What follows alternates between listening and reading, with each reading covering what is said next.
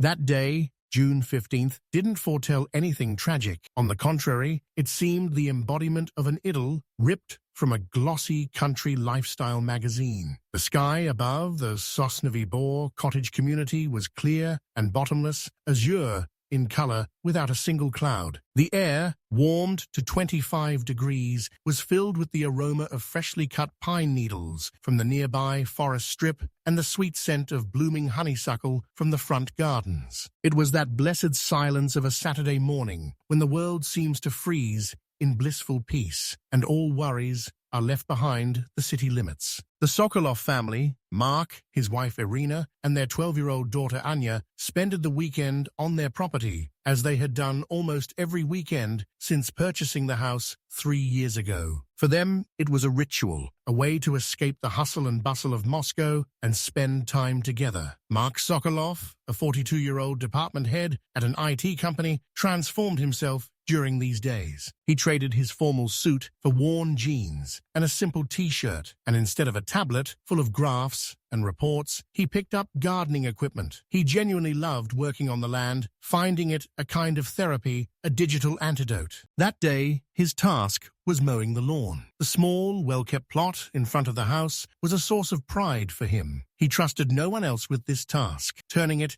into a meditative process. He rolled his gas-powered Cadillac lawnmower out of the shed, a playful nickname he'd given the reliable and powerful machine for its durability. The process was rehearsed to the point of automatism, checking the gas and oil levels, a couple of confident tugs on the starter rope, and the lawn was filled with the smooth, confident hum of the engine, which became the background sound of their Saturday. Meanwhile, Irina was tending the flower garden by the porch, while Anya, perched on a deck chair on the veranda, listened to music through headphones and texted her friends, occasionally glancing at her father. Years later, she would replay those last images in her mind again and again. Her father, tanned and wearing sunglasses, confidently pushes the mower ahead of him. He moves in even, parallel rows like a seasoned plowman. Behind him lies a perfect strip of emerald grass, and before him a still untouched, slightly taller one. He makes a U-turn at the end of the row, raising a slight cloud of dust, and walks back. Everything is as usual.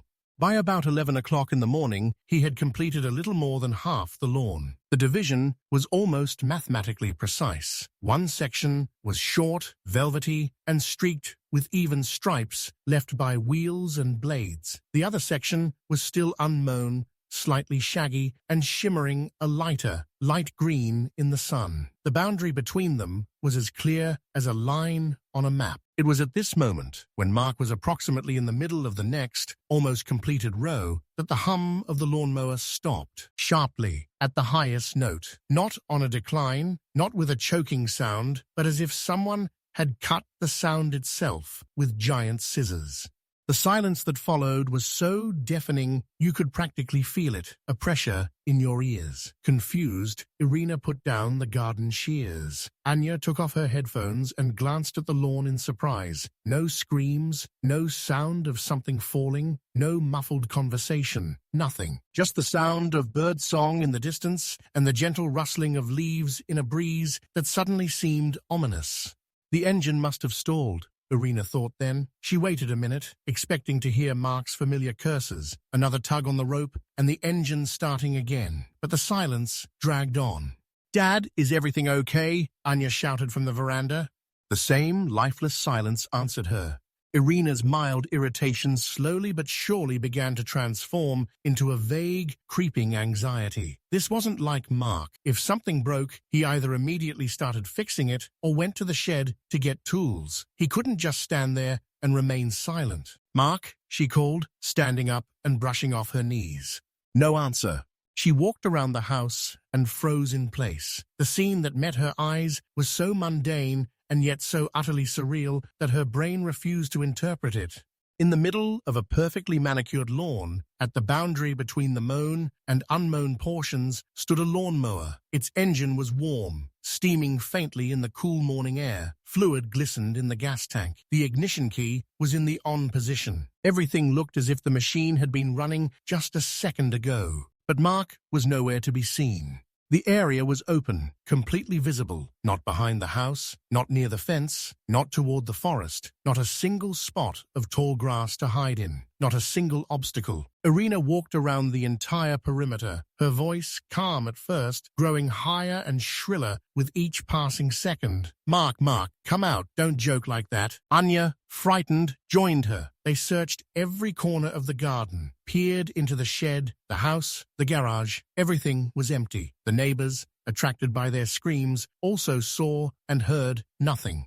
He simply vanished, disappeared into the clear air of a crisp summer day, leaving not a single trace, not a scrap of clothing on the fence, not a footprint in the ground. The only evidence of his recent presence was a lawnmower frozen mid-run and the two halves of the lawn, an embodiment of finished and unfinished business, order and sudden chaos. This silent scene was more terrifying than any disorder or signs of a struggle. It was utterly senseless and therefore inexplicable and truly frightening. The silence that followed Mark's disappearance was short-lived. It was quickly replaced by the growing cacophony of the investigation. Within the first hour, the Sokolov station transformed from a cozy place in the countryside into an operational headquarters. Police squads, an investigative team, and canine handlers with their sniffer dogs arrived. The idyllic scene crumbled, giving way to a grim procedural.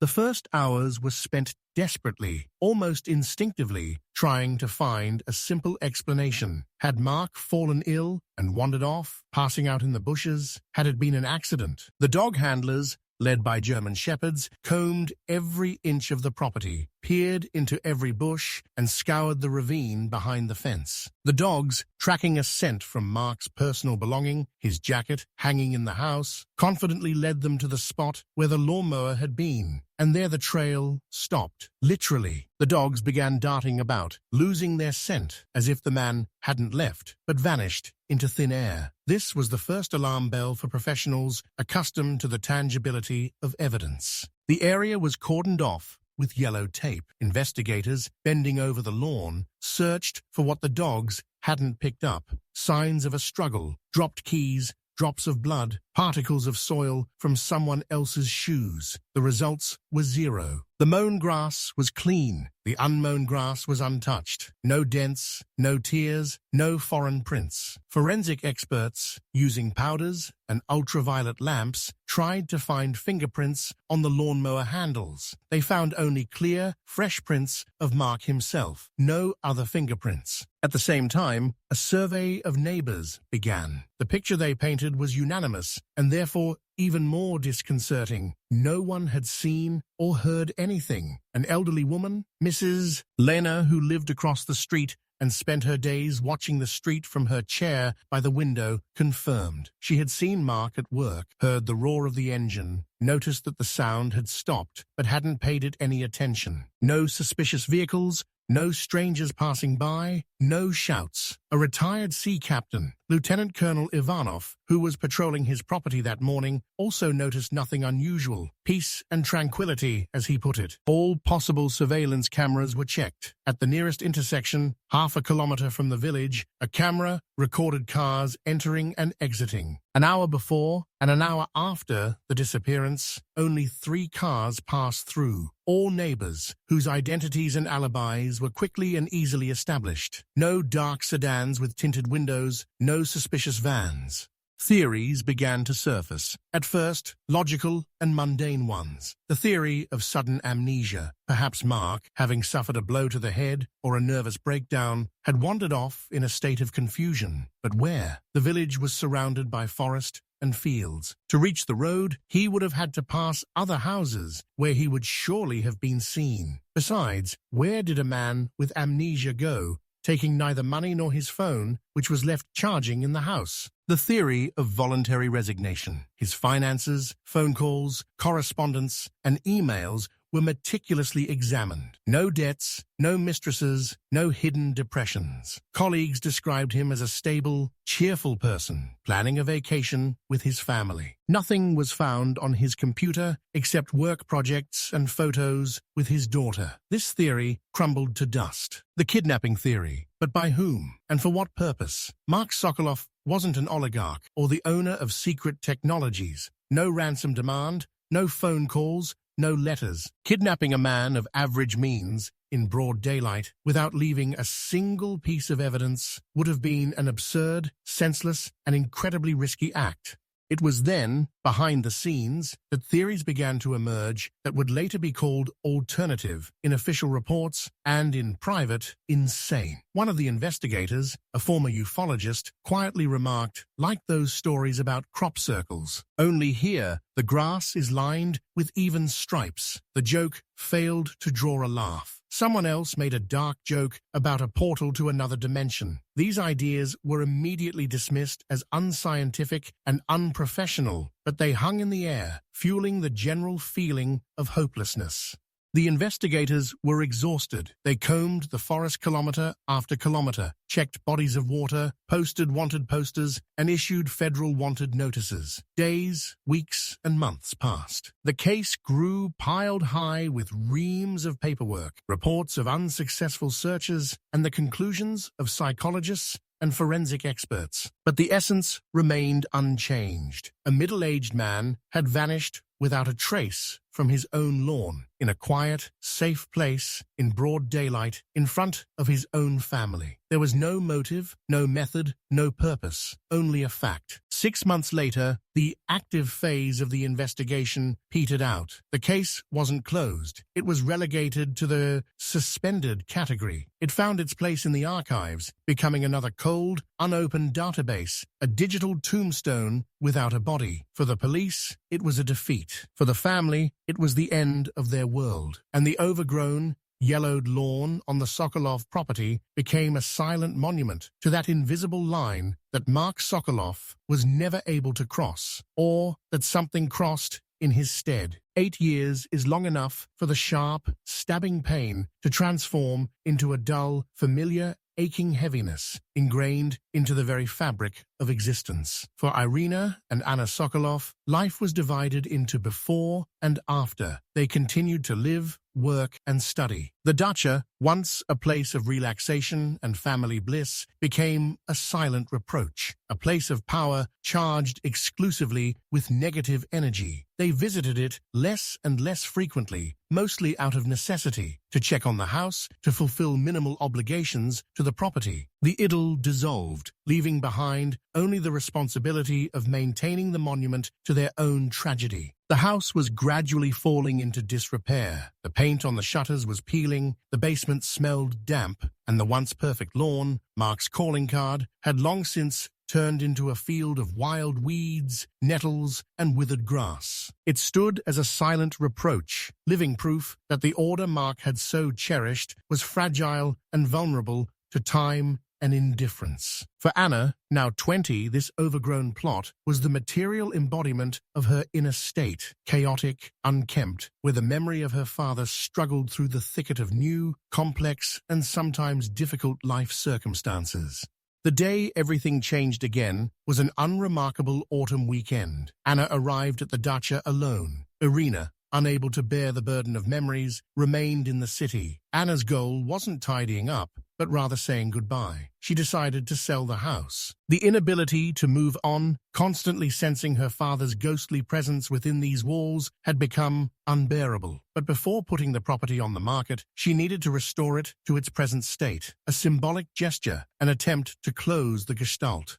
Clearing out the shed with a stoic determination. There, in the dim light, smelling of gasoline, old wood, and dust, stood it, the lawnmower, a Cadillac. No one had dared touch it for 8 years. It stood in the same spot where the police had rolled it after completing all the forensic examinations, covered in a thick layer of dust and cobwebs. For Anna, it wasn't a tool, but an artifact, a relic from a crime scene, the last witness. The thought came spontaneously, almost like an impulse. I couldn't sell it like that. I needed to try starting it, draining the old gas. Perhaps there was a challenge in this gesture, an attempt to vanquish the ghosts of the past with a purely mechanical, understandable action.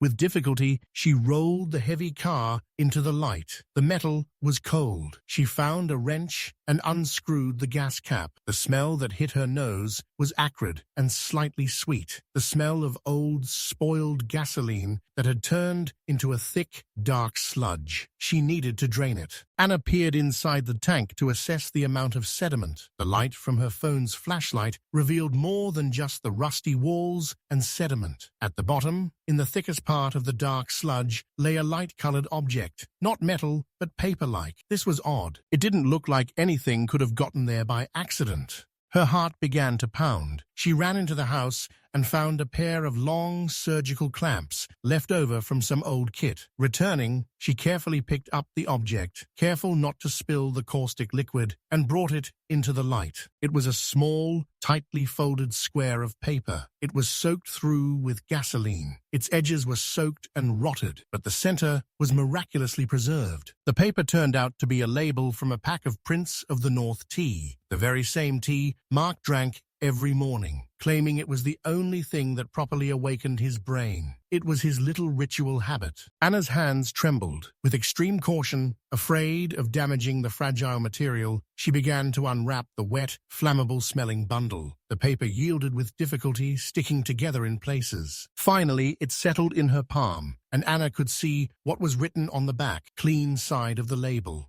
Handwriting. His handwriting. Recognizable, clear, engineer quality. The ink had smudged slightly from moisture and time, but the words were perfectly legible. They were only 2 sentences, but they made the world around Anna stop and turn upside down.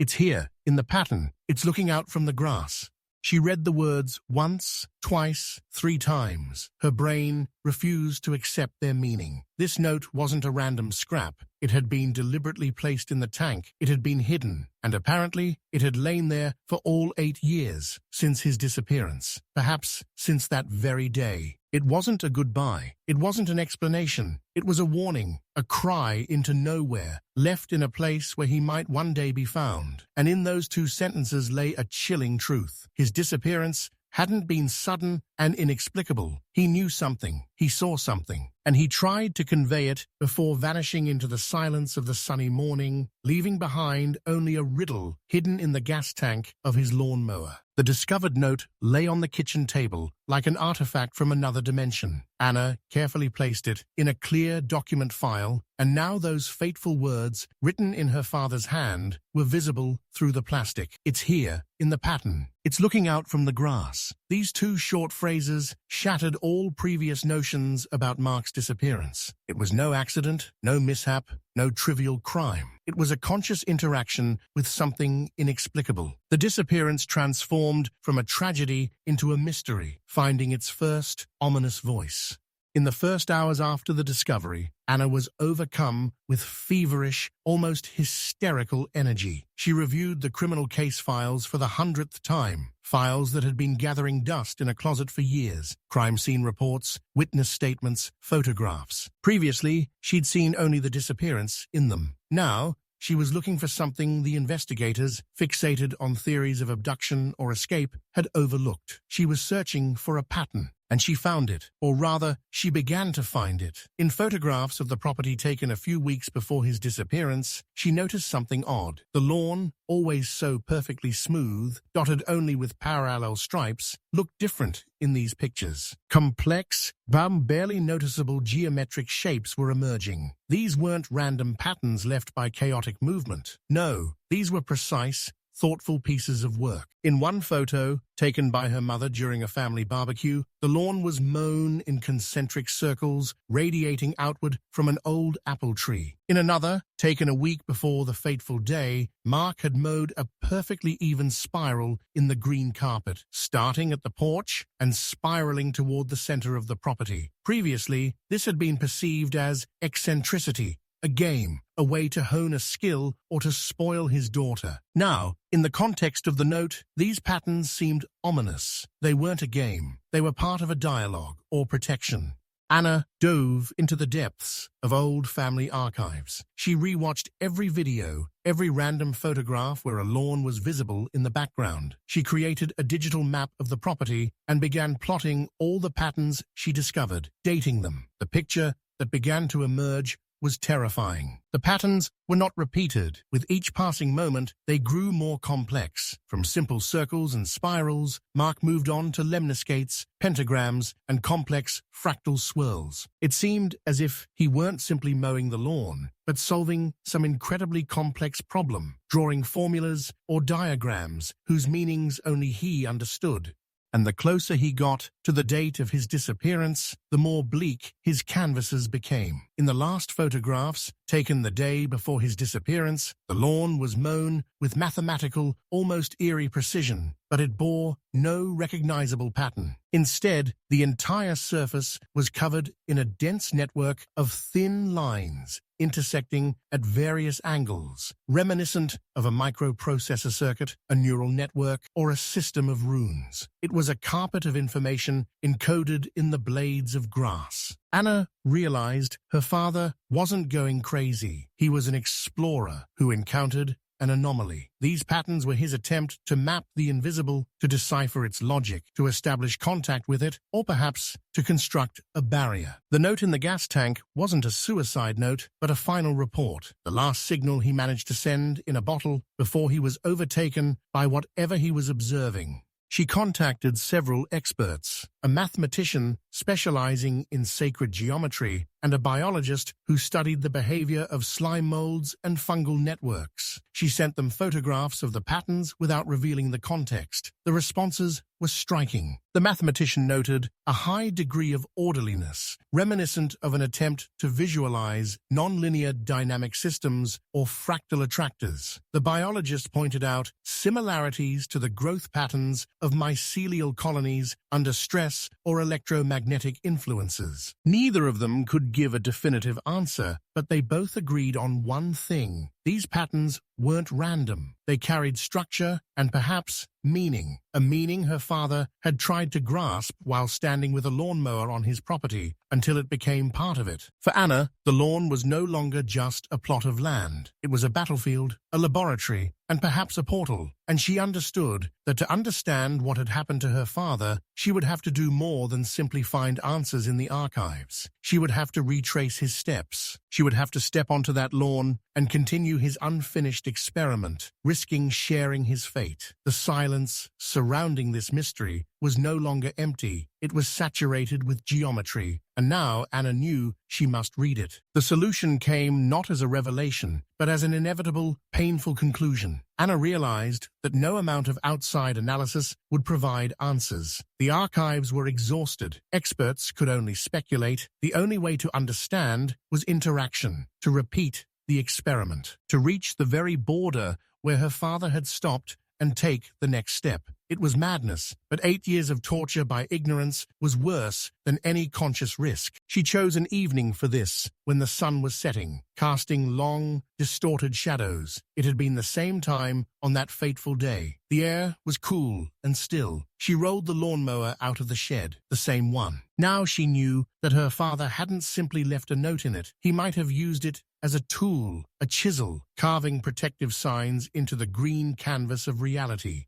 She filled the car with fresh gas and checked the oil. Her hands shook as she pulled the starter rope. The engine, which had lain dormant for 8 years, started on the first pull, its roar breaking the oppressive silence as if reviving the ghost of the past. The sound was the same as it had been then. Anna felt a chill run down her spine. She decided to reproduce one of the most precise and repetitive patterns, a spiral starting at the porch. She put the car into gear and began driving, steering not in neat rows, but in a smooth, twisting arc. It was unfamiliar and challenging. The wheels wanted to go straight, but she forced them to obey, drawing a perfect, tapering line across the weed-choked field. At first, nothing happened, just the hum of the engine, the smell of freshly cut grass, and the growing tension. She made turn after turn, approaching the center of the spiral, and then, when she was just a few meters away, she felt the first shift. The air changed. It became thick, viscous, like syrup.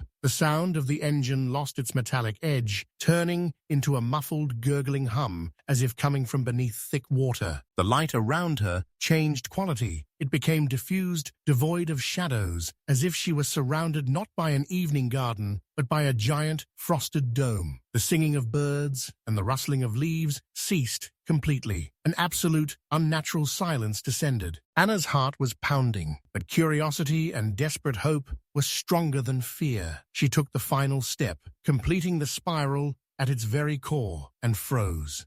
The space at the center of the spiral trembled like heated air over asphalt. It began to waver, and from this trembling, as if emerging from old photographic paper, a figure began to emerge. It was him, Mark, her father. He stood in the same pose he must have been in when he vanished, one hand on the handle of the lawnmower, the other at his side. He wore the same worn jeans and t-shirt, but he wasn't real, not material. He looked like a hologram, a projection, devoid of volume and weight, shimmering and translucent. His figure emitted a faint, phosphorescent light, casting not a shadow, but a gentle glow on the grass. The most terrible thing was his eyes. They didn't look at her. They were staring somewhere far away, beyond this world, and they held neither the panic nor the horror she subconsciously expected to see. They revealed only an endless, all-consuming weariness, a weariness that would last 1,000 years, and detachment, a complete acceptance of some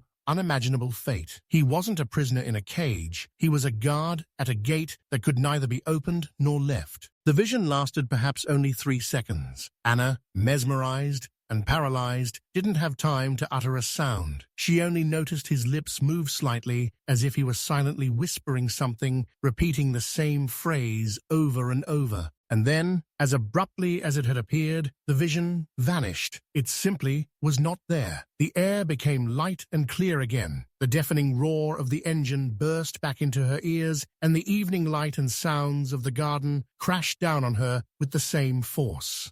Anna turned off the lawnmower. Her knees buckled, and she sank down onto the freshly mown grass in the center of the spiral, in the very spot where her father's ghost had just stood. A fine shudder ran through her, but her head was strangely, chillingly clear. He didn't die. He didn't leave. He wasn't kidnapped. He was trapped, present, but in another layer of reality, in a dimension accessed through those strange geometric patterns. His last look spoke not of struggle, but of duty, of service, of observation. "It watches from the grass," he warned. And it seemed he himself had become part of this it, its eyes, its guardian on the border of worlds. There was no justice. There was no hope of salvation. There was only knowledge and a quiet, universal grief for the man who mowed his lawn and accidentally cut the boundary between worlds, forever remaining on the other side, an eternal observer in the pattern of grass. I apologize for a serious structural error. This is my oversight. Chapter 5 should have been followed by Chapter 6, and only then by Chapter 7. I have disrupted the narrative flow by omitting a key part. Let me correct that. Here's the missing Chapter 6, which logically follows Anna's experiment and precedes the final comprehension. The shock of what she saw gradually gave way to a persistent, inescapable need to understand. Anna couldn't simply accept the existence of her ghostly father at the center of the spiral. She needed context, needed some kind of theory that would transform this inexplicable miracle into an element of reality, albeit improbable. The vision wasn't a ghost in the classic sense. It was too static, too emotionless, more like a projection or recording than a spirit. She returned to her research, but this time her search took a different direction. She was looking not for geometric coincidences, but for evidence of similar anomalies. Days and nights spent poring over digital archives, forums of fringe researchers, and scientific databases on quantum physics and neurobiology began to bear fruit. She found a man, Doctor of Physical and Mathematical Sciences, Artem Vladimirovich Kovalev, once a leading researcher at a closed research institute and now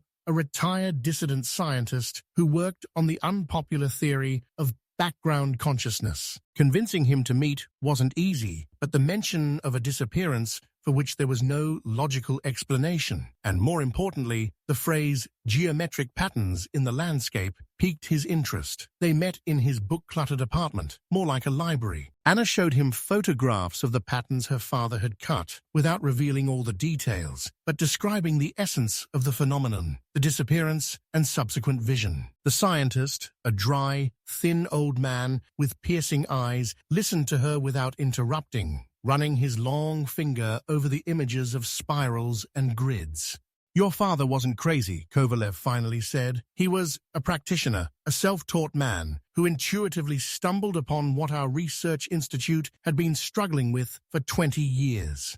He outlined the essence of his hypothesis to her. Reality, he said, is multi-layered. What we perceive as the single, immutable universe is only one layer, one frequency range of existence. Others exist, existing simultaneously with us, but invisible and intangible to ordinary perception. However, under certain conditions, at a certain resonance, the boundaries between these layers can become thinner. These conditions, Kovalov explained, can be created artificially. Powerful electromagnetic fields, acoustic vibrations of a certain frequency, or complex geometric patterns. Form is also a vibration. Closed, self-reproducing figures like spirals or mandalas can create stable resonant fields. They act like lenses, focusing perception or opening a keyhole. According to his theory, Mark Sokolov unknowingly was creating these lenses with his lawn patterns. He wasn't simply mowing the grass, he was calibrating reality. At first, he likely saw only distortions, shadows, and flickering, signs of the proximity of another layer. It looks out from the grass. This could be a literal description of the entity observing him through these accidentally created windows. What's there on the other side?" Anna asked, her voice losing all firmness. Kovalev spread his hands. "Nobody knows. There are many hypotheses. It could be a world of plasor, information, platonic ideas, or an ecosystem composed of other life forms for whom our thoughts are food and our reality is pasture, or simply chaos, meaningless and indifferent to everything. Your father, apparently, ultimately adjusted the lens too precisely. He didn't simply peer through the keyhole, he fell through it. His consciousness was plucked from our layer and locked in the borderland." The scientist looked at her with a strange mixture of pity and scientific interest. "What you saw wasn't your father. It was his imprint, an echo his consciousness left on the boundary between media, like ripples on water. It's static because it can't move. It's tired because it eternally holds this position, preventing something from seeping back. He's become the guardian of his own failure, and his final pattern, that same complex web, perhaps isn't an invitation, but rather a lock, an attempt to forever seal the door he opened." Anna left Kovalev's office with her head spinning. The scientist's theory was insane, but it was logical. It offered a model that fit all the facts, the patterns, the disappearances, the static vision. The truth proved more terrifying than any mystical horror. Her father had fallen victim not to a monster, but to a law of nature no one knew about. He had become a living sacrifice, sacrificed on the altar of an unknown physical law. And his eternal vigil was not a metaphor, but a necessity. The only thing that held back the penetration of something into our world that perhaps should never have entered it. Now, with this knowledge, she had to make a final decision. Kovalev's hypothesis hung in the air like a heavy, irrefutable conclusion. It didn't bring Anna relief, but it did bring something else, a strange, bitter understanding. Her father wasn't the victim of blind chance or malicious intent. He was a participant in an event whose scale went far beyond the bounds of human drama. He encountered a fundamental property of the universe, its hidden mechanics, and this encounter cost him his place in our world. He wasn't simply a missing person. He was a researcher who, at the cost of his existence, confirmed the existence of another reality. Anna's decision didn't mature immediately. At first there was rage against the injustice of the universe, against the indifferent laws of physics, against her father, who had so carelessly played with something he didn't understand. Then came despair, the realization of utter powerlessness. How could one fight a dimension? How could one save a person whose consciousness had become part of a landscape of another order? But gradually, The rage and despair burned out, leaving behind a void, and then a quiet, piercing humility. She realized that any attempt to save her father would be an act of profound selfishness and ignorance. She didn't know the rules of that world. She didn't know whether his current state was a prison or a duty. She didn't know what would happen if she tried to pull him out. Would it upset the delicate balance? Would it release into our world what he might be holding back? His final, most complex web pattern, in Kovalev's opinion, was not an invitation, but a lock. Who was she to break it? There was no justice here. There was no one to take revenge on, no one to demand answers from. There was only an impersonal reality in which her father assumed his assigned role. And in this role, he displayed incredible superhuman courage. He didn't run, he didn't break. He stood his ground. His tired, detached gaze was the gaze of a sentry who had accepted his watch as a given. Anna gave up the struggle. She rolled the lawnmower into the shed, thoroughly washed her hands of the smell of gasoline and grass, and never touched it again. She decided not to sell the property, but she also decided not to maintain it. She let nature take its course. Months passed. At first, the freshly mown spiral was slowly overgrown with young shoots of plantain and dandelion. Then they were swallowed by nettles and weeds. By the following summer, the plot had become a wild field again, no different from any other abandoned plot of land. But for Anna, it was more than just an overgrown garden. It was a living monument, not a cemetery, but a place of service. She left it alone because some doors must remain closed and some works must remain unfinished, for their completion could mean the end of everything.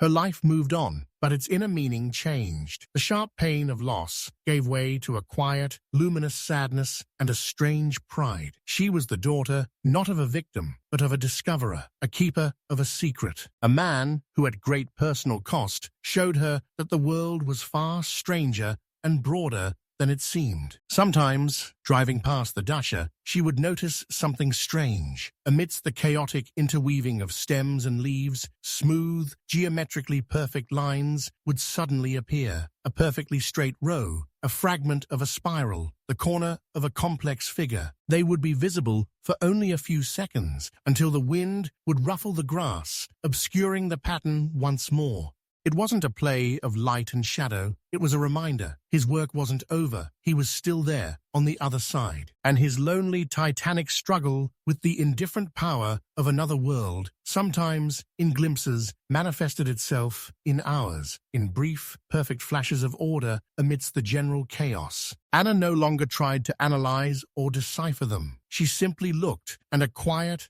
silent certainty dwelt in her heart. There was no justice, but there was loyalty. But there was love, which had learned not to cling, but to remember and respect choices, even misunderstood and tragic ones. She left the plot alone, allowing it to become a living symbol of that unfinished work, which was perhaps the only thing holding something ancient and indifferent to the thin border of reality in the pattern of grass.